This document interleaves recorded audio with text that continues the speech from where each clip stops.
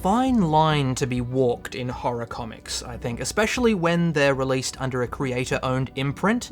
There's a danger of falling victim to the worst excesses of blood-drenched torture porn, which relies far too heavily on shock value and carries nothing of the creeping dread that all the best horror stories have.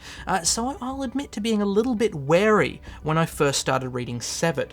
Really? See, I do understand what you were saying about the horror genre, but the inclusion of Scott Snyder's name on this one really put to bed any fears I had about the quality of the story.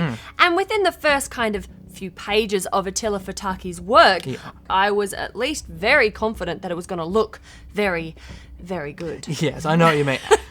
As it turned out, my fears were groundless. Indeed. But look, we should lay a little bit of groundwork on what the story's actually about. Yes, we probably should. Severed begins with the delivery of an envelope to an old man named Jack Gannon, and the first 2 pages we learn something that will give you a sense of unease that continues throughout the book. Jack tells everyone that he lost his right arm in the war, but that isn't the truth.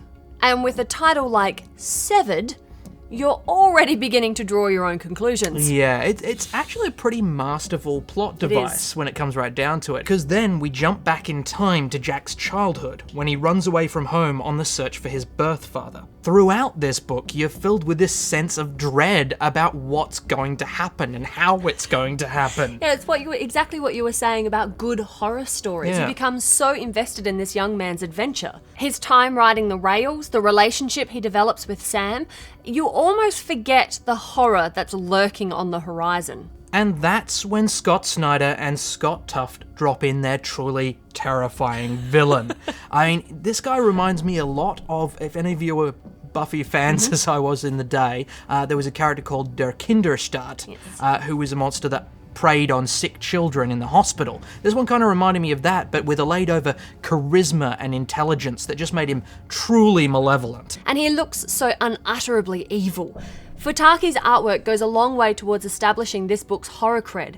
He pretty much uses only standard comic paneling, there's nothing out of the ordinary, but his choices on perspective, on framing, and the incredibly detailed character models put this book a step above most horror comics. It's a buy from me. However, it is a buy, read, hide under the pillow and sleep with the lights on for the next week. Buy. Okay, interesting. I don't think we've had one of those before. I do know what you mean, though. It took me quite a while after I finished reading this to shake that feeling of oncoming doom, which is quite an achievement, I think.